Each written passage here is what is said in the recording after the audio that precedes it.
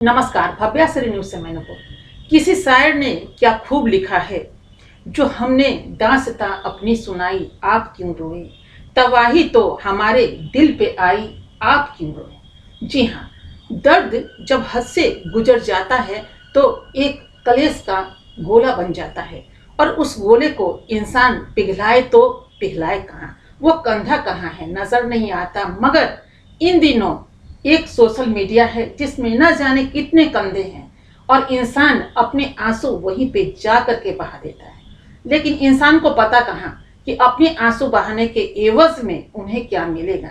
जी हाँ, social media पे इन दिनों बहुत सारे लोग हैं जो अपने दर्द को व्यक्त करते हैं, अपनी तस्वीर को, अपने वीडियोज को हर तरह से कि हम कितना दुखी हैं और कितना सुखी हैं और कैसे हम कहाँ शेयर करें। तो वो जगह है आपका, जी हाँ, सोशल मीडिया का, जहाँ हम इस चीज़ों को शेयर करते हैं। और इस चीज़ों में जब आप उस दर्द को सुनते हैं तो आप खुद रो देते हैं, क्योंकि आप टिश्यू पेपर तो है नहीं कि उनके दर्द को, उनके आंसू को आप सौंप लेंगे। आप अपने दर्द को भी वहीं पे बहाना शुरू कर देते हैं और आपको जब चाहने वाले जब देखते हैं रोता हुआ तो वो भी रोने लग जाते हैं। जो जानते हैं वो भी, जो ना जानते हैं वो भी किसी घटना को सुनकर वो रो देते हैं।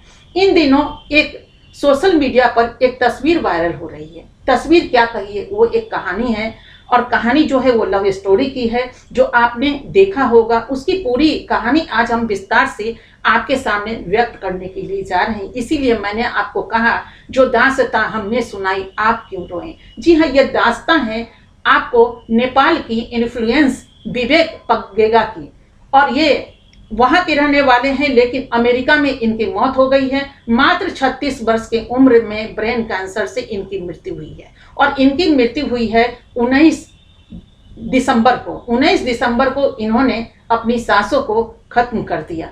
सांसों ने इनको अलविदा कहा और उड़नछू हो गए। साथ में जो थी उनकी पत्नी, वो तन्हा रह गई। वो करे तो करे क्या, जिंदगी में 7 फेरों का जो वचन निभाया था वो साथ ही तो चला गया। अब साथ बचा क्या है पाने को।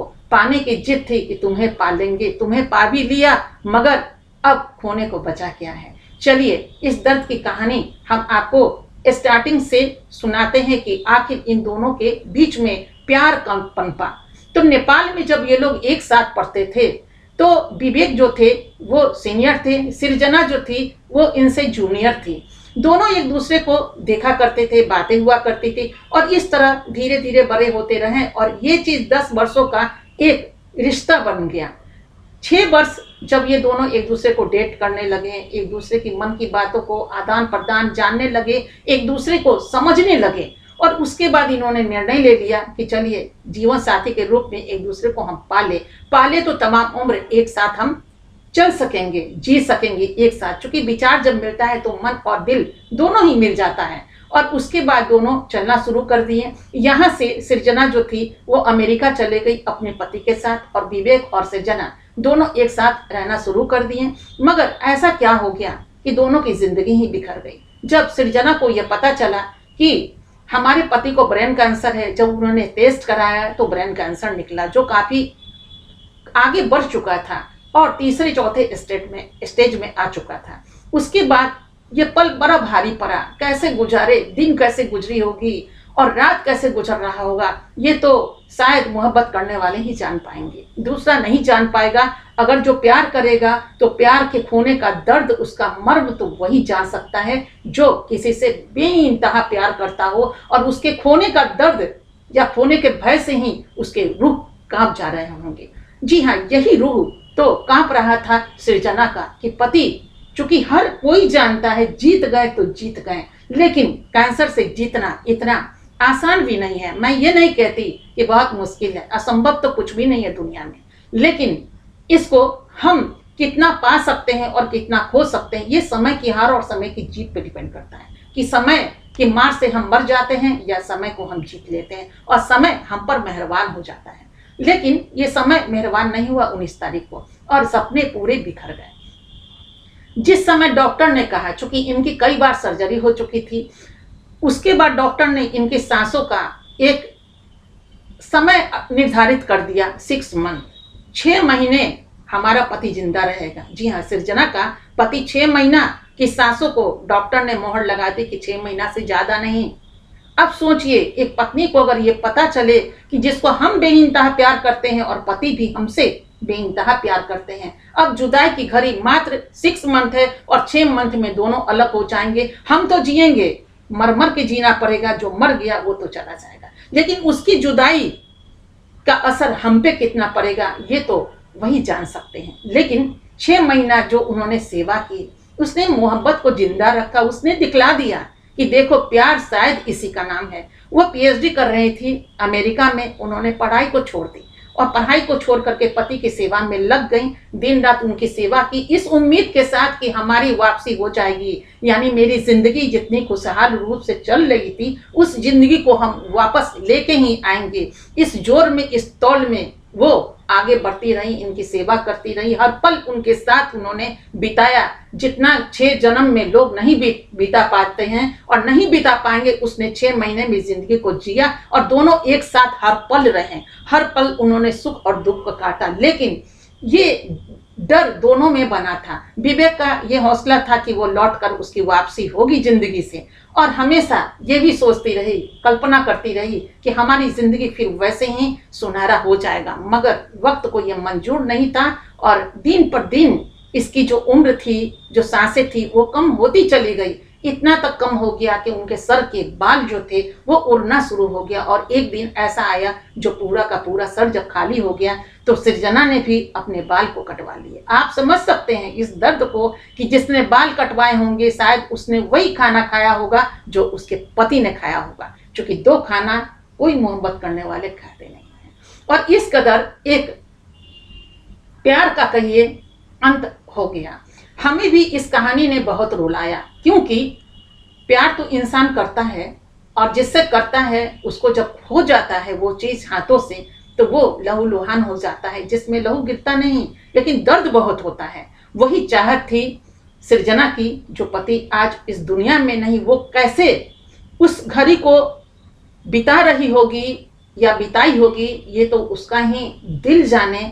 इंस्टाग्राम पे उन्होंने इस चीजों को व्यक्त किया था कि 10 साल पहले विवेक से कैसे उसकी मुलाकात हुई और उसके बाद ये मुलाकात धीरे धीरे प्यार में तब्दील हो गया, और जब तब्दील हो गया तो दोनों ने विवाह कर लिया और विवाह करने के बाद दोनों अमेरिका में एक साथ रहना शुरू कर दिया।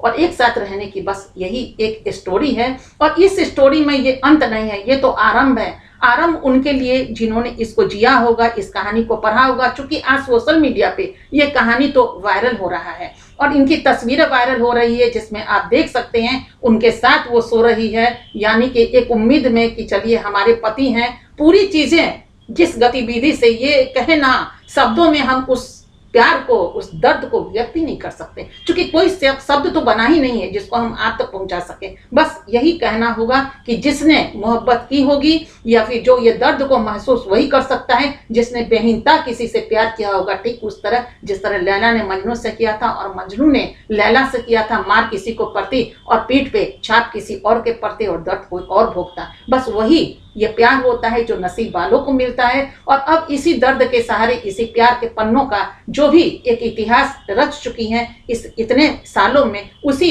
इतिहास को लेकर के, उसी कहानी को लेकर के इनको जीना होगा, उसी उम्मीद में कि आज भी विवेक उनके पास है, जिंदा है, जीवित है और उनके साथ हर पल वो काटेगी। क्योंकि आदमी चला जाता है लेकिन उसके साथ गुजारे वो पल कहाँ छूट पाता है, साथ कहाँ दे पाता है। आइए आपको हम एक स्टोरी सुना दे, यानी छोटी सी 2 लाइन में, क्योंकि एक पिक्चर की मुझे याद आ रही है, राश्री पिक्चर की थी। जी हाँ, ताराचंद बरजात्या ने इस फिल्म को बनाई थी और इस फिल्म का नाम था आंखों के झरोकों से।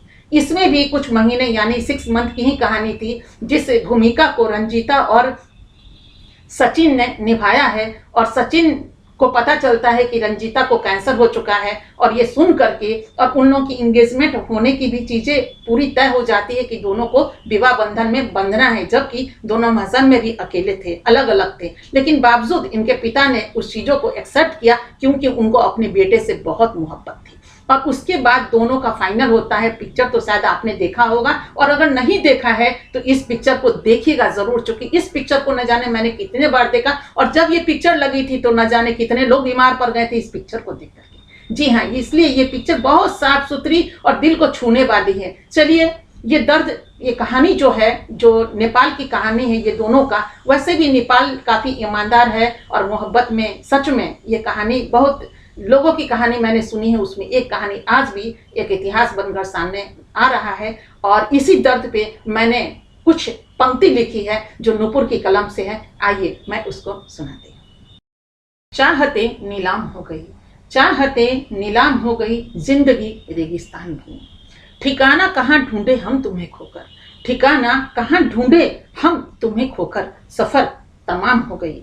जी चुके हम जिंदगी, तरफ नहीं कुछ पाने का, जी चुके हम जिंदगी, तरफ नहीं कुछ पाने का, तुम्हें पाकर पाने को बचा क्या है।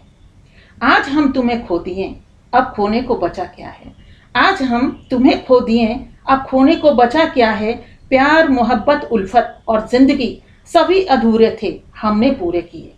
प्यार मोहब्बत उल्फत और जिंदगी सभी अधूरे थे, हमने मिलकर पूरे किए। आसमान खड़े हैं हाथ में तुम्हारे साथ का पन्ना लिए, ये तुम्हारे बदन की राख है, मगर क्यों हैं हम इसे लपेटे हुए।